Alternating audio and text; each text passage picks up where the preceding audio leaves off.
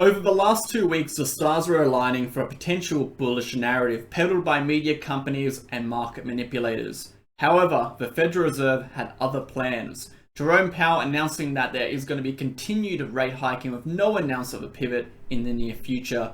Let's go ahead and dive into it and talk about the effects this has actually had on the market. Okay, MegaWhale team, welcome back to the channel. Thanks for tuning into today's video. Pretty explosive day, guys. We've seen a fairly large wick on Bitcoin on that larger time frame, and we've seen a pretty significant drop down superseding that, and we're going to talk all about that today. The focus of today's video is going to be more or less focusing on why the price moved how it did, why we saw this recent move upwards leading up to the FOMC meeting, and what we expect to happen next. Now, before you get into the video, guys, head down to the comments below.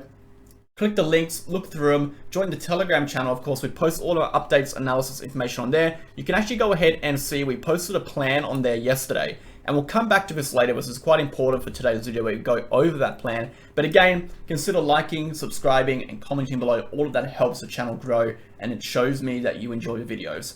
Let's get into it. So let's start with the data. And we see November has officially turned red for Bitcoin, down 1.75%.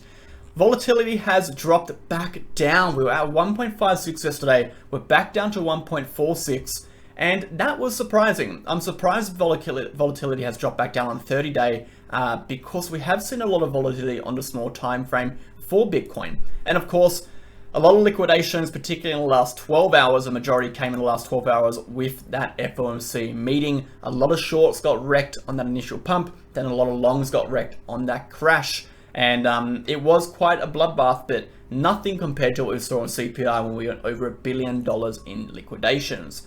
So, I guess the big question today is, why did we move up so much? And then why did we crash on 0.75? Well, if you guys remember this article here, this was posted about 2 weeks ago, about 12 days ago. This was the Wall Street Journal, and they stated that the Federal Reserve is set to raise rates by 0.75, which they did, and debate the size of future hikes, further detailing the article that they're expected to talk about pivoting potentially this year, and that will be more elaborated on in the FOMC meeting. Now, obviously, this set up the precedent in the market that the market was going to flip. The market was bullish based on perceived systematic risk dropping. The market saw a huge rally over the last 2 weeks. We're talking about crypto, we're talking about the stock market. We can show you the stock market over here. Look at the stock market, S&P 500, huge rally, Dow Jones, huge rally up. But obviously that wasn't the case because the market was anticipating 0.75. But what caused that rally up, what was holding the price to where it was the expectation of a pivot, or at least mentioning a pivot in a positive light, and none of that happened. So like we said before, the market was setting itself up for failure because all it took is Jerome Powell to not say anything, and we saw a crash, which is exactly what has happened, and we saw the price retrace. The question is, where will we go from here? So let's go ahead and answer that today. That is the focus. That's what we're taking a look at. But before we get into that, let's go ahead and look at the markets. So first and foremost, cryptocurrency market overall, we saw a pretty significant triple top and drop down again. Huge wick up to 20,800, rejecting, losing this uptrending support line. Not only the uptrending support line, but also the horizontal support range between 20,500 to 20,272, which is a very major support. As you can see, the support range here has acted numerous times as major support, and we actually fell back below it. Now, usually when we fall back below it, according to what we've seen in the past, we do end up back down at 19,800. So we're looking for a possible drop back down to 19,800 here in terms of the short-term price action. Looking at the 2-year government bonds, we've seen a nice push upwards, and it would look like it would topping out over here. It looks like it's finding a bit of rejection. Of course, like we said in yesterday's video, if we're able to get back above this black line, we will see the bond yields continue upwards, and that is obviously bearish for stocks, bearish for cryptocurrency, and bearish for the overall market. The 10 years again bouncing off that uptrending trend line. S&P 500 got destroyed, guys. We came right to this range over here, rejected from the range, went all the way back down. It looks like we're retesting this downward trending support again, potentially finding some support at this neckline. And of course, we just talked about the Dow Jones rejecting from this major long-term trend line, and of course, faking out only to come back down to our neckline over here. So it looks like the drop, or at least the main part of this volatility, has surpassed. The fear, the sell-off, the panic selling from FOMC, from that news, it looks like that has surpassed. It looks like the price is now going to try find a base of support, a bit of stability before making that next move. And we can confirm this because we can look at the stock market, we can see where the supports are, we can look at Bitcoin, we can see where the supports are, and everything's kind of coming back down to that base level of support. The total cryptocurrency market cap, again, unfortunately unable to break past 1 billion. We did get rejected here, but it's slowly heading down ever since. We have actually now just lost this major neckline support at $965 billion. As you can see, a huge resistance support range, basically spanning this entire time from June into present date, has been acting as a resistance, and we have lost that again. So remaining under this level is of course bad for Bitcoin, bad for the total cryptocurrency market cap, and bad for crypto in general. Unless we can get back above here, we do expect a continuation back downwards. And finally guys, DXY has pushed up very strong, pushed through this major horizontal resistance range, which you can see indicated by these two black lines between 11147 and 11175. We do have major resistance sitting over here at this green line, and finally major resistance sitting at this red line. Breaking through the red line at 113.48 will result in the market dropping a lot more if the DXY does push upwards. So that's a quick summary, guys. The question is, what happens now? Let's go ahead and take a look at our ranges, because this is the really important part in defining what's actually happening to price action. So the price has currently lost a major support. And what I like to do sometimes here is I like to flip chart and take a look at what the price is looking like from an inverted view, try eliminate any personal biases or any psychological biases in terms of the price action. I'm not seeing too much over here on terms of the inverted chart, so I'm going to go back to the irregular chart. What we can assume, and we have to make a few assumptions here. Assumption number one is support is lost, and assumption number two is this horizontal resistance range is lost, and therefore we will see a continuation downwards. So our short-term bias is downwards. We're going to go to a smaller time frame in a second to try validate and confirm our short-term bias, but we're just going to set our precedence for this analysis to start off with. So our short-term bias is down to 19,800 before a break of 20,800, okay? So let's talk about our macro scenario, then we'll come back to the short term. So for us to see any sort of significant move upwards, 20,800, we do need to break above, okay? And I would really like to see a daily close above 20,800 to confirm the next move upwards. And ideally, guys, I would ideally like to see a 2-day close over the 50 SMA, okay, which is this red line, to confirm an impulse or swing high. We've seen one close on a 2-day above the 50 SMA since the 5th of December 2021, which was over here on the 26th of March, which actually resulted in a pretty strong move upwards after that point, about a 10% move. But obviously that was a rejection, that was a fake out. We did in fact get rejected from that trend line over here. The difference this time is we are out of that trend line, breaking over a 50 SMA. We don't have this diagonal resistance. It could actually send us upwards into this range here. So I'll be waiting for a break on the 50 SMA on the 2-day before I be looking for any swings high. And of course, a confirmation, we do need that break on the daily over here for that to occur. I'd like to see it happen in one 2-day candle. If that does occur, guys, the next expected range is this zone here, quite a large zone. This is sitting between 22,500, 23,800, and of course 23,800 being that major resistance. You can see on this chart again here for that next impulse upwards. Breaking past 23,800, in my eyes, would be absolute confirmation the bottom was in. Absolute confirmation in terms of structures, in terms of supports and resistance, in terms of price action and swings. That will confirm it for me beyond a doubt. At the moment, I still believe the bottom is in, but there is still obvious chances that we can head lower, which we'll talk about later in today's video. But breaking past this level here would clear that up without a doubt. Obviously, breaking through that level could send us up here. As you can see, we have a very low historical trading volume range between 24,000 to 28,000, a huge gap to fill on the market if that does occur. So that's our upside, guys. Macro downside, of course, nothing really changes unless we lose these triggers. And triggers are 18,400, would be the trigger for a move back down to the absolute bottom, which is 17,600, okay? Losing 18,400 will send us back down to the absolute bottom, but we do have a lot of support along the way. We have 20,000 horizontal psychological support. We have 19,800 major support range. And we go back to this chart, you can see it over here on a smaller time frame. And we have numerous amounts of supports below us from here that we do need to actually break through to see any move downwards. So there's a significant amount of support still below us, and that is a good thing. If you're looking for an honest, reliable, and accurate exchange that you can trust to trade on, go ahead and sign up to Bitget with the link down below and join myself and all of our other VIP members and other members who trade on Bitget daily. There's a whole range of benefits and features you can actually get by trading on Bitget. These include no government regulations, meaning you can sign up from anywhere in the world. There's no KYC, 0% trading fees on spot, massively reduced trading fees on futures, is one of the lowest in the game. And most importantly, access to their protection fund in case the exchange gets hacked. You can actually get reimbursed for your funds, so you can ensure your funds are safe. Now, most importantly, if you do sign up with the link down below, that first link, you'll get access to 2 additional features. These include access to a reward center where you can get up to $4,163 in rewards,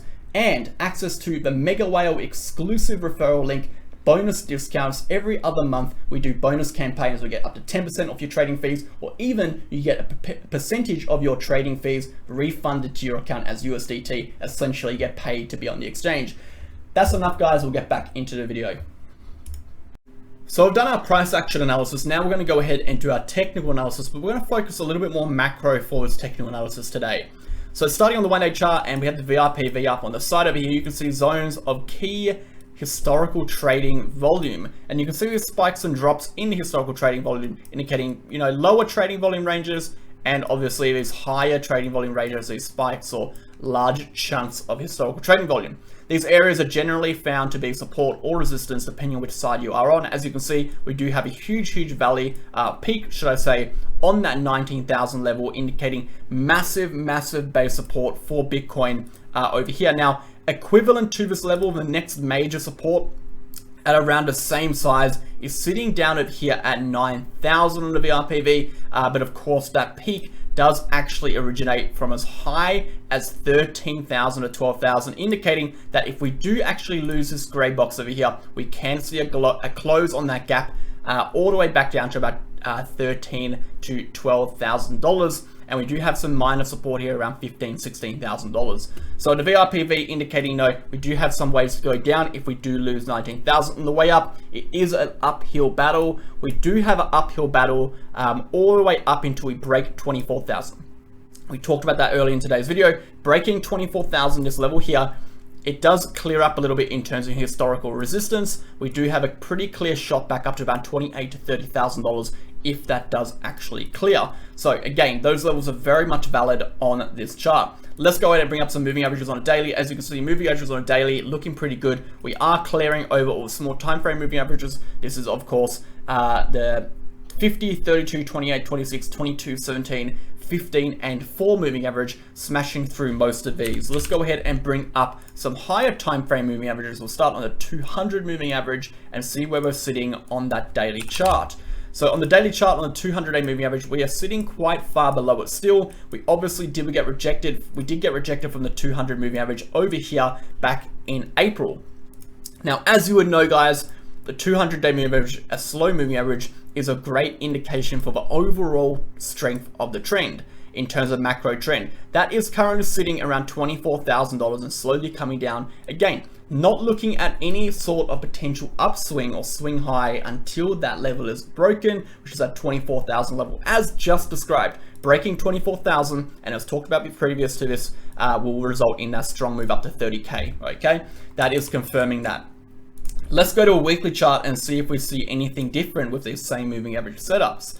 Again, 200 is pushing through these smaller time frame moving averages, which is decent. It's good to see. Unfortunately, the price is still very much underneath these small this 200-day moving average, and it's been pushing underneath the 200-day moving average for quite some time now. Again, something we haven't seen ever on the Bitcoin chart. If we look at historically, we've never really been under the 200, which is quite surprising. The 50 is still quite some ways away, but again, if the bottom is in and we do push upwards, the 50 can be closed up pretty soon. What is good to see is we're pushing over a 4 moving average, we're pushing over or into some of these smaller time frame moving averages, similar to what we saw over here. An initial volatility, break over 4, push up into these other moving averages, and potentially push up to that 50, which will result in that weekly confirmation or trigger. We've seen that multiple times during any periods of volatility. If you flip it, you'll see exactly the same thing. So that is a good sign, but obviously that weekly 200 moving average is still a bit of an issue for this chart. Obviously on the weekly, we do see the price pushing into and rejecting on the bull market support band on the weekly. Again, not a great sign. We would like to see the price get above that, because that is still going to be acting as a bit of resistance. The last time we retested and pushed above it was in fact back in March, April 2021.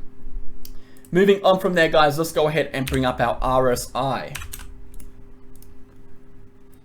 So the RSI in the weekly, again, we actually had that breakout, if I'm not mistaken. I haven't looked at this chart for quite some time, but if we go ahead and draw a trend line in, we did in fact we've nearly had that breakout. If we go ahead and draw it to that top, so what I like to do is draw top to top. So this point over here, there's this point over here, this point over here is here. We're actually retesting that level here. So in terms of RSI, we're actually retesting a very critical point of momentum resistance, or a flipping point in momentum. Breaking through this on RSI will be the confirmation in my eyes for a swing upwards, for a swing up past 20,800, for a 2-day swing up to a 50 moving average, and that will result in a swing to 22,800 to 24,000. So we're looking like we're at that tipping point. We're right at resistance. We need that momentum to flip for the price to follow through. It's looking pretty decent here, guys, but of course, every time we retest these trend lines, if we have not broken through, they have to be assumed to be resistance until they're broken through. If we do get rejected from here, we can come back down and retest these levels all the way down at 30, okay? So watching out for that one. I think that is enough of the technical indicators. I'm gonna go ahead and leave it there. Actually, I might bring up one more, which is gonna be the Ichimoku cloud. Where is it? Here it is, Ichimoku cloud. We'll go ahead and bring that one up on the daily. As you can see, we are actually just breaking past the conversion line. Nothing substantial over here on the weekly. We'd like to see a weekly close above the conversion line, similar to what we saw over here, to see any sort of impulse upwards. Not seeing that on the weekly yet. On the 1-day chart, it's gonna be a little bit messy. We are still within the clouds. Again, a lot of resistance while we're in the clouds. I'm not looking for any short-term entries to the upside until these clouds actually break through. It looks like we have a potential opportunity to break through around the 5th or 6th of this month if we can push sideways and break out over here. Otherwise, we are heading back down to these base and conversion levels at around 19,800. I'm gonna leave it there, guys. If you've enjoyed the video, remember, smash the like button, subscribe, comment down below what you think. And the giveaway, guys, we'll quickly go over the giveaway again. To enter the giveaway, you'll need to sign up to the Bitget link down below. Now, if you have already signed up to the link, you can skip that step. All you need to do now is make a first trade. If you've made a trade already, perfect. Copy your user ID number, paste it down in the comment section, and we're going to go through and select a random winner once we reach 4,000, okay? The reason we're doing the user ID is because no one can pretend to be someone else. It's 100% verified to your account, and I can confirm that is your account because I've got a list of all people who have signed up under my link, so I know who is winning, and this avoids anyone pretending to be other people. Like we had last time, someone pretended to be someone else to try to claim the winnings, and it is unnecessary. It brings out the worst in people, and I want it to be a nice and fair chance for everyone. That being said, guys, I'll see you guys tomorrow. Cheers.